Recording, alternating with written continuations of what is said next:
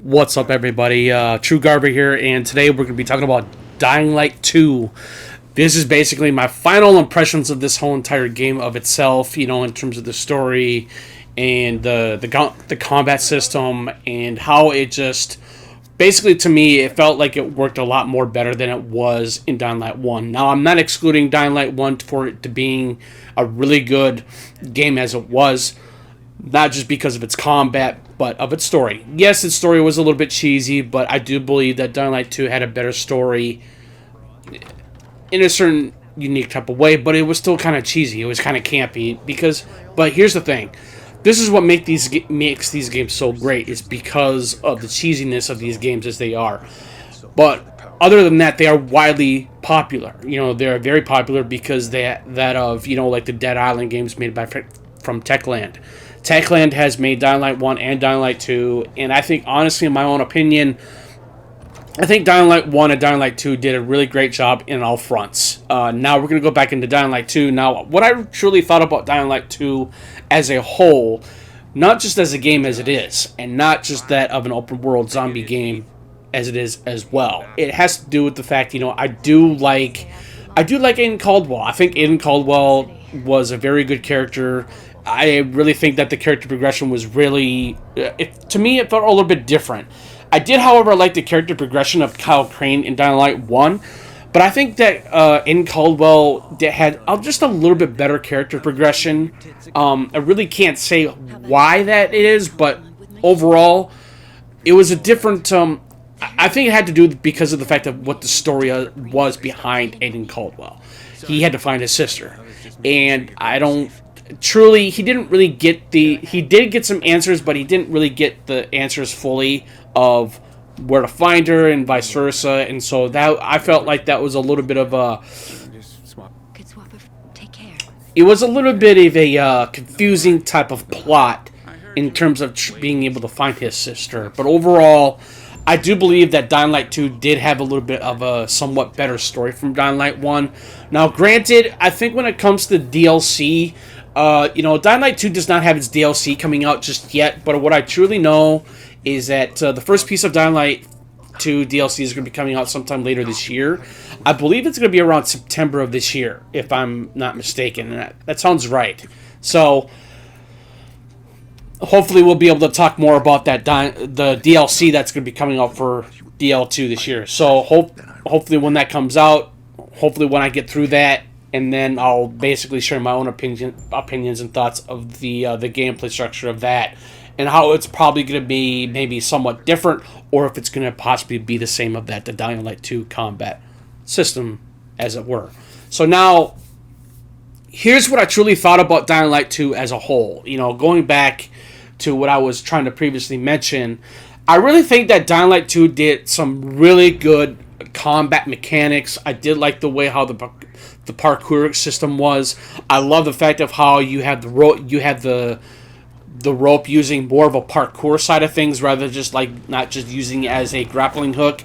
Yes, it is a grappling hook, but it was more on the lines of using it for more parkour and less trying to reach certain areas of the game. But either or, that's what the grappling hook was. It was good for traversal in a sort of way, and it was really good for the parkour mechanic and aesthetics of the game. So that's what made the grappling hook even more unique from that of Dying Light 1.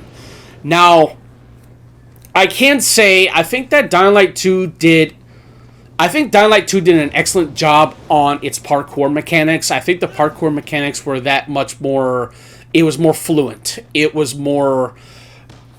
made it more unique from what the Dying Light 1 parkour was, because you were able to do certain things in Dying Light 2 when it came to the skills and being able to do crisscross jumping and vice versa. Dying Light 1 didn't have that, I felt, and I think that's what made Dying Light 2 even more unique in that traversal wise, in terms of the parkour mechanics and vice versa. So that, to me, that just makes more sense that way. Now, when it comes to the combat, I do believe that the combat is a little bit better. I fully admit it, because what I truly thought about the combat at first, I'm like, okay, I didn't really think much about it at first, but But once I finally started getting into the gist of it, and finally realized that how it was more influential in terms of, like, doing different types of modifications to your weapons. You're able to manipulate or be better at with your weapons in terms of, like, modifications to where you can put lightning on them, you can put fire, you can put toxic or ice or whatever. It's really cool because so that way you can be able to do different types of combat maneuvers with your weapons as well. So I think that's what makes it even more awesome. Another thing, I really do think that Dying Light 2 did a lot of things right from what Dying Light 1 did. Yes, Dying Light 1 did a good job of what it was or for what it is. Not just because of the parkour, not just because of the gameplay itself, but of how far technology has come when it comes to these types of games. That having those types of parkour mechanics and having that. We rarely ever see games like that have these type of parkour mechanics like the Dying Light 1 and Dying Light 2 do follow, and how they are just unique into the combat-wise of the games themselves in that aesthetic, though, too. And I think that's what makes Dying Light 1 and Dying Light 2 so great. And by all means, I really just think that Dying Light 2 it hit the mark in all fronts for me anyways. Now, granted, I think Dying Light 2, it had a rough launch when it first launched. It had some progression bugs. It had some graphical bugs a little bit, for what I understand. But overall, they finally ended up doing quite a few patches through the months after its release. And all I can say is this: Techland did an awesome job of preparing a game that was still, to me, felt like it was a masterpiece. Yes, I do believe that Dying Light 1 was a masterpiece in its own right, but I do believe that Dying Light 2 did, just like I said, it did a lot of things a little bit better in terms of its parkour mechanics and the combat style. Now, I will say one thing. I recently said this in my previous videos on Dying Light 2, that what I really like about the game itself is the gear settings. The gear settings, what I mean by that, it has to do with what kind of gameplay style you want to do. It's like if you want to go full-on hardcore brawler with one-handed weapons, they have a gear set for that. They have a full gear set for that to do so. It's the same thing if you want to go full tank.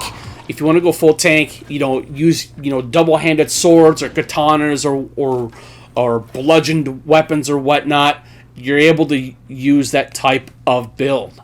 It's the same thing. It's like if you want to go full-on ranger mode, a la crossbow or bow and arrow, you can do ranger gear as well. So they have different types of ways to eliminate the zombies within Dying Light 2. Dying Light 1 didn't have that. I think Dying Light 1, well, it's a much older game, obviously, so that's the reason why they implemented some better gameplay mechanics in terms of the gear sets, in terms of what kind of build you want to do, and, raising it up from there. I mean, you can mix and match if you like. You can do 3 pieces of gear brawler. You can do 3 pieces of tank, and you can do one-handed and two-handed weapons if you want to. Mix it up and flip-flop that, It's the same thing if you want to do the ranger gear with some one-handed. By all means, do some ranger gear with some one-handed, or flip-flop that and use the tank gear, which you two-handed or a ranger. You can do whatever you want in Dying Light 2, and I think that's another thing that what made Dying Light 2 even more awesome in that type of regard in terms of that gameplay style within the game. And it did a great job on that. So, this is like a 60-minute video, so I think I'm going to be cutting this video short because of the fact I feel like that it's totally unnecessary. As I previously mentioned in my other videos, it's like I'm trying to keep my videos short and sweet. I'm not trying to make them like an hour or hour and 30-minute long because of the fact I feel like it's not totally necessary. But anyways, I thought I truly feel about what I think Dying Light 2 what is or what it does in terms of what kind of a game it is. Like I said, it's an overall better game from Dying Light 1, but like I said, I am not excluding Dying Light 1 as a fantastic game as well. So, but anyways, this is True Garba here. I really appreciate it. If you have any comments or questions, please feel free to put them in the comment section below. Hopefully, if there's going to be any kind of replies or questions or comments you might have, I'll reply to them as much as I can. So stay tuned to more future content here at True Garver on YouTube. Peace.